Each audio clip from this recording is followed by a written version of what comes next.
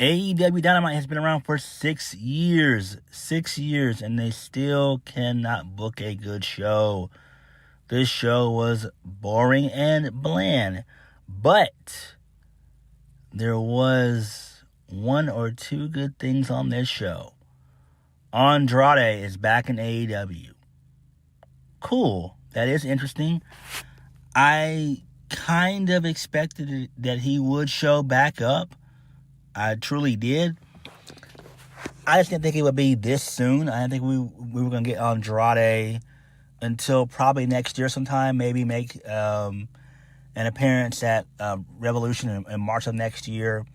You know, because I was thinking that he was going to probably go to CMLL, work there for a while, show up in New Japan for a little while as well. You know, work matches there and everything else, and then come back to AEW, like I said, around March of next year, show up at Revolution. But that was not the case. He actually showed up on this show here. So he got a really good reaction, and that's good. So interesting. Glad that he is back. But Tony Khan, as per usual, has already fumbled the damn ball on this. So we're going to get into AEW Dynamite from October the 1st, 2025. Damn. Can you believe it, guys? We only have 3 months left of this year. 3 months. About 90-something days left of the year. I think it's like 91 or 92 days left of the year. And then, hello, 2026. Damn. This year has gone by extremely fast. Wow. All right, so let's go ahead and get into the show. So we get a vignette of the Young Bucks and everything else. They're trying to look at the casino and all that jazz and everything else. Matt then talks to Nick about having a big entrance they're going to have tonight. Then he finds out that all the money's gone from the bag. Well, duh, bro. You only had $500,000. Like, wow. What the hell? Come on. In storyline purposes, obviously, clearly. But then this leads us into the first match of the night. And the Young Bucks were called the Broke Bucks in this, so it is what it is. So Kenny Omega and Brody King and Bandito, they defeat Josh Alexander and the Young Bucks. I know Josh Alexander is probably like a pig in shit that he got to work with Kenny Omega. So I know he's happy. I know he probably was smiling ear to ear and everything else and all that jazz. And so he got to live out his dream. He got to work with Omega. It is what it is. Although he probably was talking about probably a one-on-one match. Maybe we'll get around to that. Maybe. I don't know. So after Omega got the win, Josh Alexander attacked Kenny Omega. And then Brody King and Bandito, they came out to make the save only for a brief moment. The Young Bucks, they attacked them. Then basically the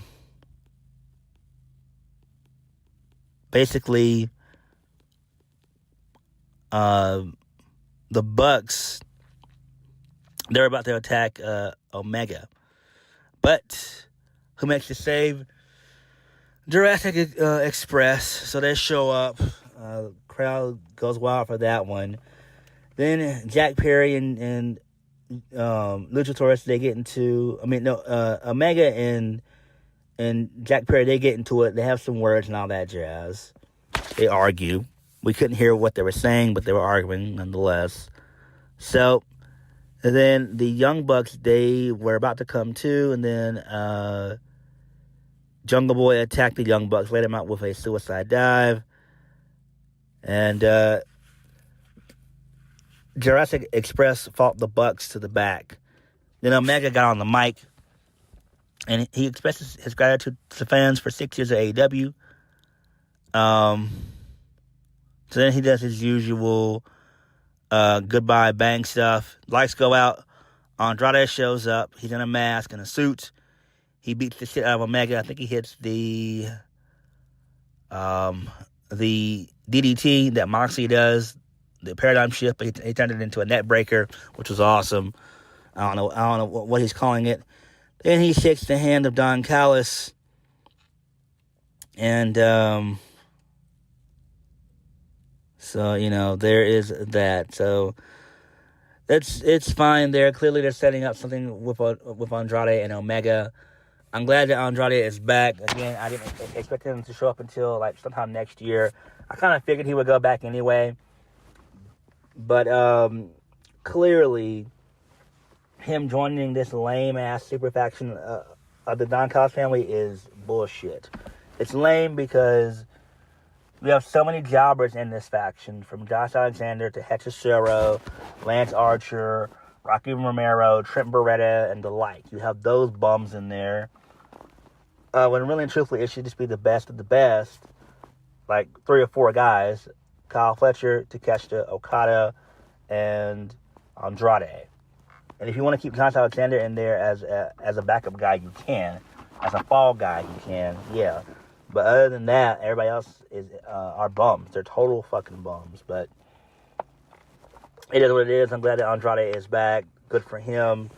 Made some money. He needed to be on American television again. I figured he would. So there's that. But it's good that he's back. It truly is. So, but my only problem is I really wish that Andrade would have been paired with a cute Latina girl or Hispanic girl on the AEW roster and have them mimic what Triple H did with Andrade in NXT, with pairing, the Zelina Vega and Andrade pairing. That was the best Andrade looked. But, it is what it is, man. All right, moving on. So we get a video package going on over the 6 wild years of Dynamite. Who cares? All right, so Mark Briscoe, he is backstage. He addresses being consumed with the thoughts of MJF.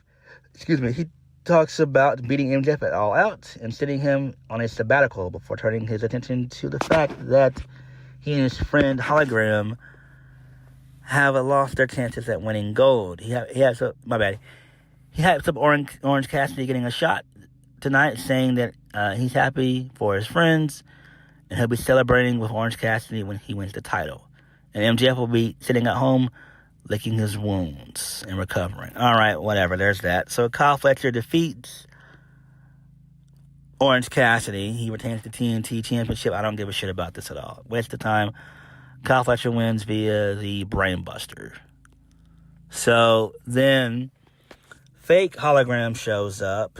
It's revealed to be clonogram.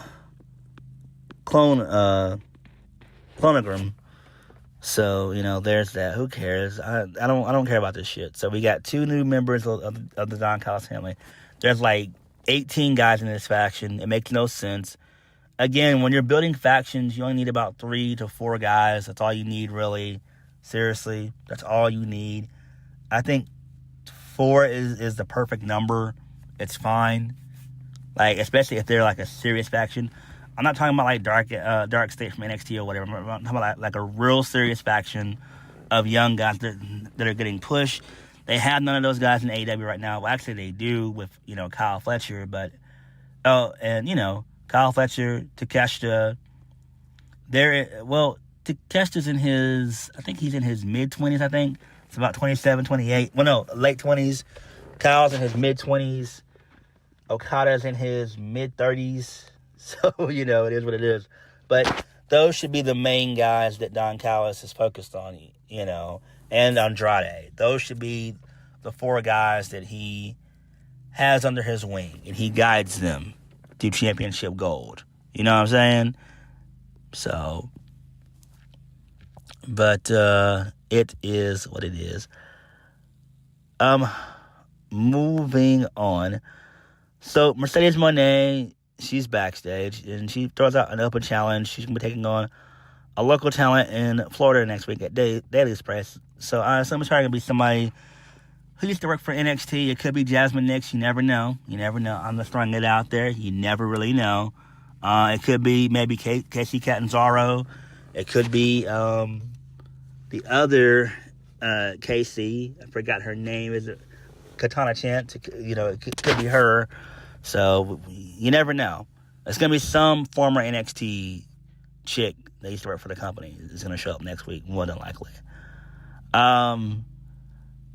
And so Mercedes wants more gold. She wants to know who's going to be her tag team partner as she attempts to go after the women's AEW Tag Team Championships. And Harley Cameron shows up with her Mercedes puppet again, which is cool. So Mercedes refuses someone who loses as much as she does in tag team competition, and she walks off, and then that was it. So whatever. This leads us into the Ops and Hangman. They defeat the Death Riders, Claudio, Daniel Garcia, and Moxley. I don't care about this shit. So basically, Hangman got the win. He wins via the Buckshot Lariat. Then, for whatever reason, it seems like Hangman dropped the Trios Championship, and that pissed off Samoa Joe. Samoa Joe had some words with Hangman, and they started, having words and all that shit. And security got involved and everything else. Joe's like, man, Hangman, I'll whoop your ass. You didn't beat me. You haven't beaten me. So basically, Joe is, kind of eyeing the AEW World Championship, which I'm fine with. This is fine, so it is what it is. But this is going to take place at Wrestle Dream, which is in 3 weeks, whatever. I don't give a shit about this. This is lame, if we're being honest. Moving on from this, Willow Nightingale and Jet Speed, they address FTR's actions. And then Stokely issues a challenge for Collision. Whatever, I don't care about this shit either. Moving on. So, Hangman is backstage. He addresses what happened earlier on in the night. He says this is all about the fact that Joe's upset, never losing the title to Hangman. And then Hangman offers Joe a shot at the AEW World Championship at Wrestle Dream. All right. Whatever. I don't care about this.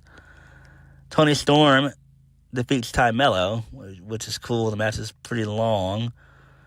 Then, Tony Storm gets on the mic. She addresses She addresses what happens at All Out. She didn't hear victory or defeat. She heard silence. She addresses Chris Statlander winning the title and questions following her in the dark, including the biggest one, who the bloody hell are you?